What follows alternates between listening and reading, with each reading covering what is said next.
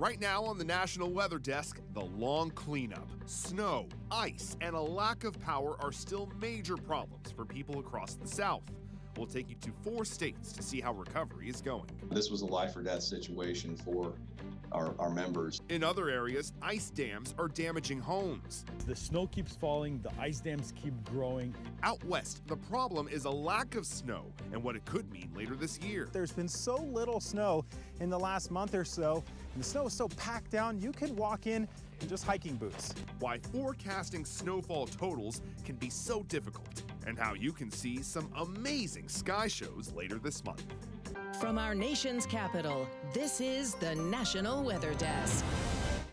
Good morning and welcome to the National Weather Desk. I'm John Rogers. Well, folks, it's been more than 10 days since that massive winter storm brought all that snow and ice to a large portion of the South and the East. And even today, more than 40,000 homes and businesses in Mississippi and Tennessee still don't have power. Many roads across the South are still covered in ice and snow. It's been a long road to recovery, one that's not over yet. And this morning, we want to show you how folks in 4 states are handling the storm's aftermath. We begin, though, in Mississippi, where tens of thousands of people are wondering when the lights will finally turn on. It's been 9 days since every meter in Alcorn County Electric Power Association service area lost power. TVA lost transmission to all their substations. This was a life or death situation for our members. CEO Sean McGrath describes the last week plus as a true disaster. The only word that can come to my mind is post-apocalyptic is how it felt. The efforts to knock the outages down to zero continue to be fortified. We were not gonna let them wait on mutual aid to get here. We were gonna get the boots on the ground that we needed to get the majority of people back in power. The same goes for Entergy Mississippi, where they have restored 92% of those who lost power in this storm. They've run into some terrain issues. Just having access to do the repairs.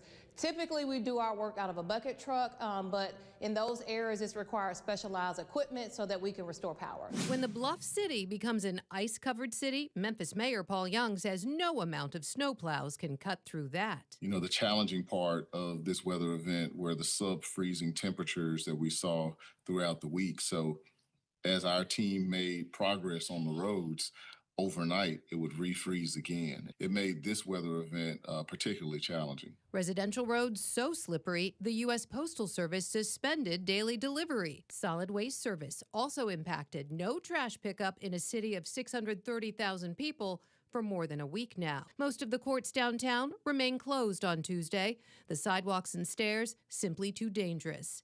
The state's largest school district also remains shut down. Just bear with us. It's all about safety and making sure that our young people can get to school safely. After about 7 inches of sleet fell across Little Rock, warmer temperatures are finally melting the ice and sending water into storm drains. Eric Petty, Little Rock's Public Works Operations Manager, says most drainage systems are currently handling the runoff, but there's always a risk. There are possibilities at times where the runoff can be clogged by a catch basin, which could cause flooding on the road. Currently, we're not having any issues with that right now, but that's always a possibility. To stay ahead of potential flooding, supervisors are actively driving city streets alongside sand and salt trucks. If water starts to pool, crews can be dispatched quickly, either by hand or with vacuum trucks designed to clear storm drains. Really, any of your streets where it's a sag location, which is a low area of the road where the street goes up on both sides, all the water can drain right to the bottom of a sag to the catch basins. That's where you typically have your clogging. The roads are treacherous right now. I mean, there's no two ways about it.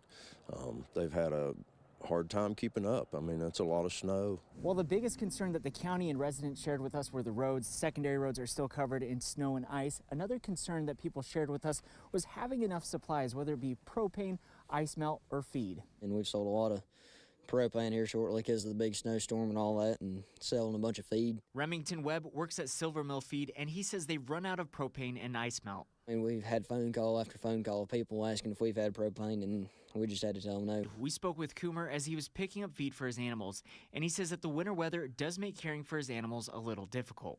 Things like their water freezes, you have to constantly get them fresh water. They eat more just to try and stay warm.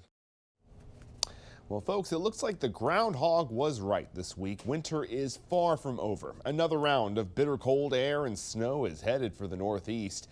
It will impact the Great Lakes region tomorrow night and then move east on Friday. High temperatures will be in the teens, wind chills below zero. Get excited.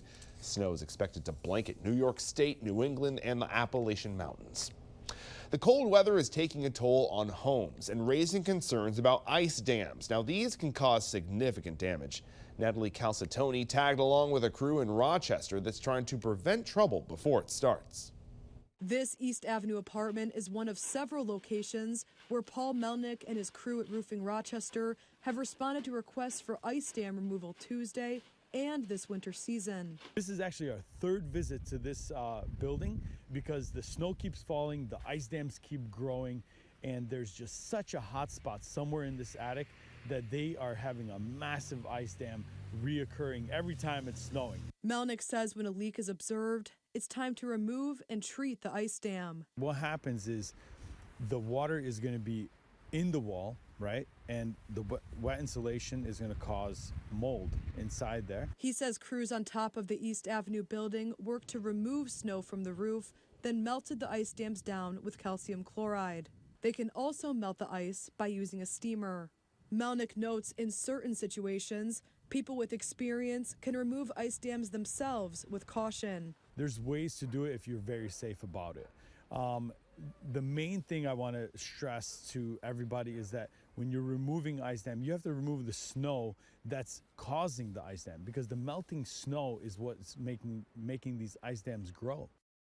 What a mess. Well, now calculating precise snowfall totals can be very challenging. Meteorologists take many different factors into account, including the type of snow expected to fall. And that's one reason why some areas may get significantly more snow than another one just a few miles away. Meteorologist David Holtman explains using a recent example from Iowa. Why did Cedar Rapids see so much snow compared to what we forecasted? The first main culprit to see why a snow event overperformed is usually the type of snow that fell. There are 5 different distinct types of snowflakes, from thin plates and needles, which are the smallest and accumulate the slowest, to dendrites, which are large and fluffy and accumulate rather quickly. And that's what fell, are those dendrites. So that partially explains why the snow was a much higher total than normal. However, we usually see dendrites with much cooler temperatures. During the snowfall, we had temperatures into the lower to middle 20s. So why did they form? To answer that question, it occurs well above the surface. Monday night's disturbance arrived stronger than expected and was able to tap into the dendritic growth zone. That's found in the mid-layer levels of the atmosphere and where temperatures are 0 to 10 degrees. There's a lot of moisture in that zone. We get fast-falling heavy snow. Interesting. Well, World Wetlands Day was earlier this week, and in South Carolina's Low Country, volunteers gathered to care for the marshes that help keep excess water in check. Fallon Mears takes us there. We're out here for World Wetlands Day cleaning up the marsh at Waterfront Park downtown Charleston.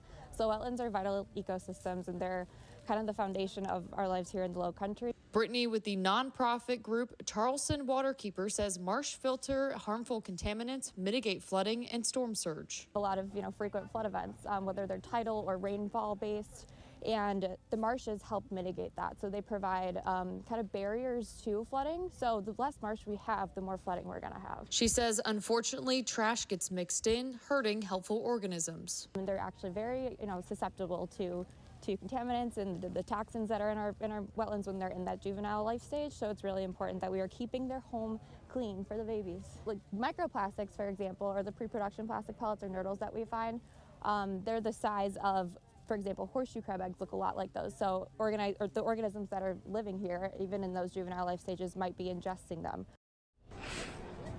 Well, this week's cold temperatures in Florida are impacting manatees. The lovable sea cows crave warm water, and luckily they know where to find it in winter. More than 200 manatees were spotted yesterday outside a natural gas facility which pumps out warm water for Florida wildlife. It's the highest number of manatees seen at the lagoon this winter. I miss that scene from Florida. Well, coming up on the National Weather Desk, January brought plenty of snow to the east, but it's been a much different story out west. We'll look at how a lack of moisture is impacting western snowpack, and we'll help you better understand why the world seems so quiet after a fresh snowfall.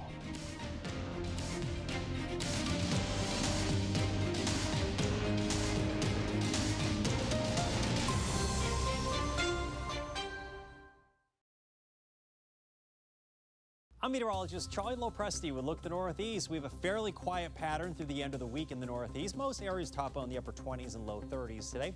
There's a chance for a brief snow shower with a weak front making its way through. At the very least, we'll see some clouds during the morning and early afternoon. As that disturbance exits through the Gulf of Maine, we'll say goodbye to any clouds. Skies will be brightest during the afternoon, and skies go partly sunny again on Thursday. If anything, temperatures a few degrees cooler than our normals with highs in the 20s. I'm meteorologist Jasmine Lomax with a look at the Mid-Atlantic region. As we head into the afternoon, we'll have some clearing following a weather maker. We'll see a little bit of sunshine close to coastal areas. Some snow possible farther to the south, but it clears overnight through Thursday morning. Temperatures will rise to the 20s and 30s. Most will stay below freezing. Then overnight, it'll be cold with temperatures falling to the single digits, the teens, and the 20s across the region. Hi, meteorologist Jennifer Collins with a look at your southeast forecast.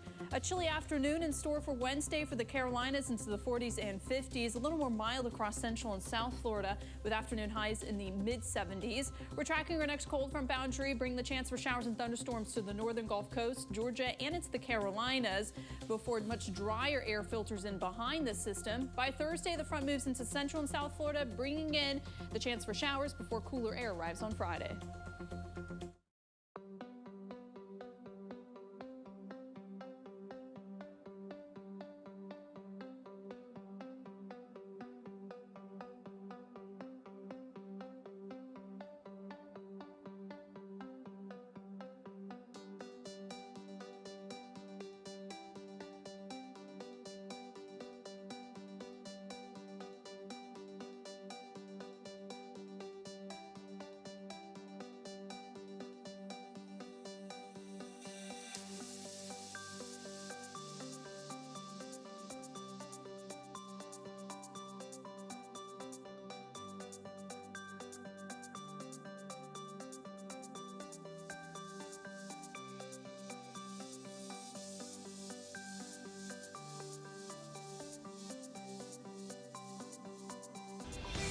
The National Weather Desk celebrates 250 years of amazing America.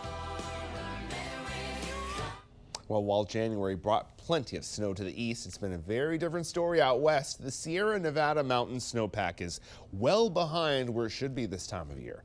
And that's thanks to a long stretch of dry January weather. Ben Marjot has more from the California-Nevada border. Normally on the short walk to the Snowtell site at Mount Rose, snowshoes are required, but there's been so little snow in the last month or so, and the snow is so packed down, you can walk in just hiking boots.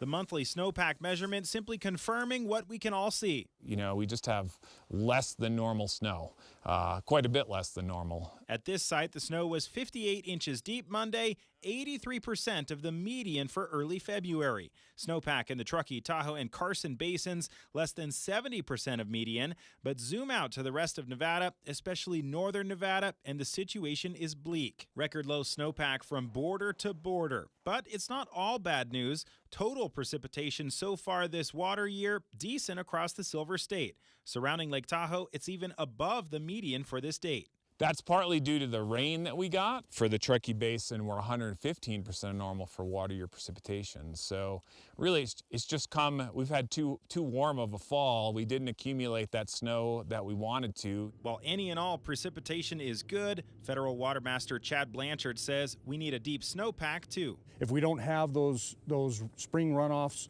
the spring melt that can help meet our targets, and we have to release a lot more water from storage, and our storage is depleted quicker. So hopefully the pattern changes. We still have a lot of time left.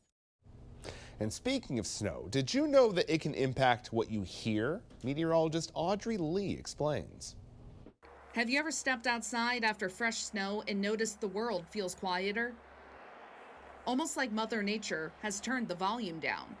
The lack of sound isn't just in your head. There's a science behind it. So when you get lots of snowflakes with like the circle and the pointy spokes like you make in kindergarten, those tend to have a lot of air in between them.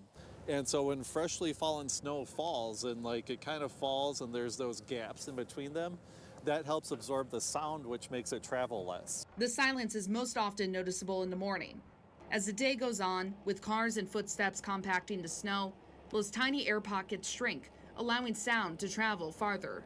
Temperature also affects the way sound waves move through the air. When the temperature is warmer out, the sound waves tend to travel faster and further because they have like kinetic energy. So if you think like popcorn popping, you know, the molecules are vibrating and so the sound can just travel a lot easier. Wind can also change how we hear sounds in the winter. But not all snow is equal when it comes to sound. Different types of snow have different absorbency levels. A fresh powdery type of snow can absorb over 50% of sound, making everything around us quieter. Wet snow has some absorption, but also some reflection, which can make sound a tad muffled. But when we have ice or no snow on the ground, sound is reflected everywhere, making everything seem louder. So the next time you wake up to a quiet, snow-covered morning, take a moment to appreciate it, because as the snow settles, the peaceful silence subsides. Really interesting. Well, you've no doubt heard of a dust devil, but what about a snow devil? Meteorologist Jeff Exline posted about snow devils on Instagram. Take a look at this. I bet you didn't have Snow NATO on your bingo card this winter, but here we go. Well, technically, it's a snow devil. And Amanda Ewing chimed in this video from just outside of Barnesville, Ohio. These snow devils are actually pretty rare. Similar to a dust devil, it's a weaker version of a tornado, and it forms when you have wind shear. Basically, that's a fancy word for wind changing with height, and that creates that vortex or that spin. And as you can see, it throws the snow several feet up in the air. So thank you to Amanda for chiming in the video of a very rare snow devil. Really interesting. Well, the winter cold left most lakes in Michigan covered in ice, as you can see here, but not all frozen lakes are safe to venture out on because the ice may not be as solid as it seems. Cicely Porter explains. Stay off the lakes. That's the message being echoed by Sister Lake firefighters. They had a busy weekend, responding to people who went on the ice and fell through. Many think the ice on inland lakes is strong and sturdy with the frigid temperatures we've had lately. But that's not the case. One factor impacting ice thickness, snow. The snow itself is a blanket. It's an insulator. And even if it could be -0, it could be right at 0 for days on end. And I mean, it doesn't make a decent amount of ice. One incident on Dewey Lake involving a side-by-side vehicle. But firefighters say they were called to different lakes in the area as well. Sister Lakes Fire Chief Anthony Lozada shares that many of the lakes in the area are spring-fed, which can weaken the ice and create thinner areas not visible from the surface. Spring-fed, you don't know where the springs are at. And that you could go from a foot of ice to 2 inches of ice and then back to a foot just because there's that spring there, and it keeps the water constantly moving. If you do make your way onto the ice, there are safety measures you can take. If you have a spud, check the ice. Just if it happens to go through on that first initial hit, turn around and go back. Just because there's guys out there, doesn't mean they've possibly taken this path. They might have came out a different direction. Dowagiac Fire Department sharing this graphic showing the ice level safe for different weights. 4 inches is safe for walking, 5 is safe for snowmobiles, 8 inches to a foot is safe for a car, and for it to be safe to drive a truck on the ice, there needs to be over a foot. Also, it's recommended to never go alone. Wear highly visible clothing and carry safety gear. The Sister Lakes Fire Chief sharing the safest option, not going onto the ice at all. Yeah, that is the best advice. Well, moving away from ice now to Texas, where the risk isn't ice, but it's fire. The current weather conditions have created the prime environment for wildland wildfires. Drew Powell reports. Texas A&M Forest Service has sent out multiple crews to do fire mitigation work here in Hemphill County to help reduce the threat of a wildland fire from spreading across the county. Mitigating a lot of the wildfire risk by reducing the available fuel loading here. So there's a lot of dead trees and brush that are in this area, and a lot of this is due to the Smokehouse Creek fire that happened 2 years ago. Wildfire mitigation is the key to protecting your property, your vital assets, your beef cattle herds, your property, your homes. Due to the current weather conditions, Texas A&M Forest Service has responded to a sizable increase of wildland fires, 434 across the state that have burned more than 11,000 acres from a period of October 2025 into mid-January of 2026. Not just here in the Panhandle, but for throughout the state, a lot of areas have been experiencing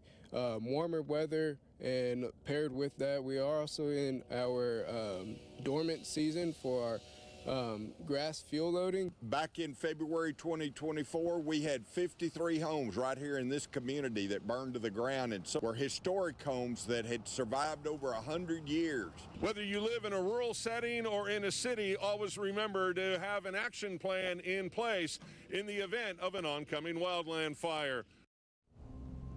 Time now for a short break, but first we take to the skies over Maryland's Chesapeake Bay Bridge.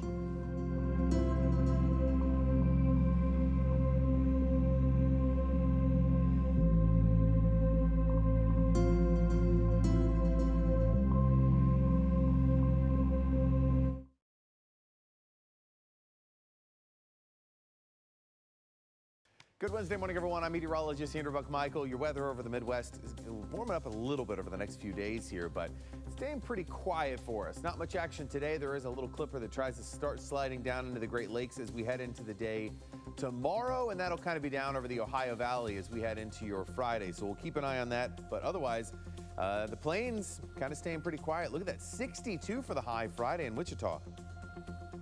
Well, a good Wednesday morning to you. I'm meteorologist Chris Suchan. Look at our forecast today across the region. And cold front is heading south and out of the area. We're taking its little bit of rain that it has with it south. So we'll get a day of mostly to partly sunny skies. Slight chance of a shower in North Texas. Temperatures a little cooler, 40s, 50s, 60s north-south across the region.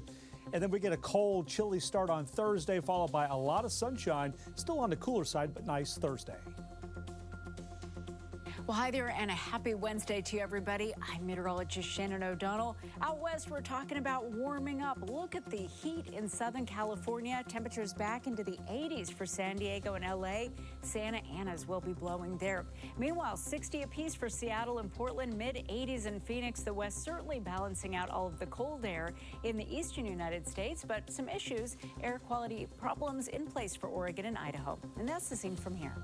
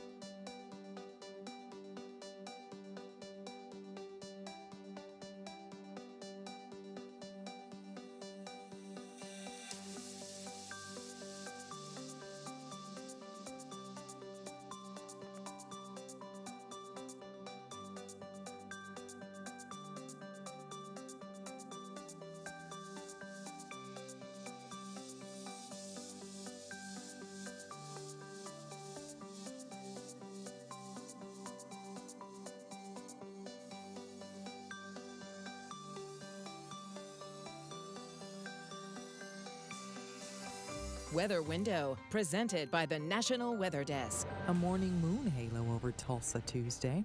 And even though temperatures are stepping a little above freezing in some places, here's a look at the frozen South Holston Lake in Virginia and a look at Mount Baker rising out of the fog over Whidbey Island in Washington.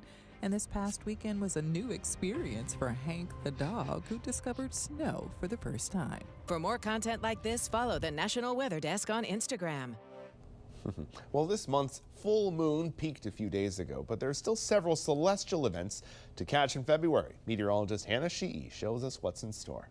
The new moon is occurring on February 17th. That is when the sun and the moon are aligned, and it makes the moon appear nearly invisible to us here on Earth. The 17th is actually also when a solar eclipse is occurring, but don't get too excited. It is only going to be visible in Antarctica, South America, and South Africa. On a more exciting note, a planet parade is occurring on February 28th just after sunset. Make sure you go outside and look east. 6 planets are aligning, which is pretty uncommon, and 4 of those planets will be visible to the naked eye. That is Jupiter, Saturn, Venus, and Mercury.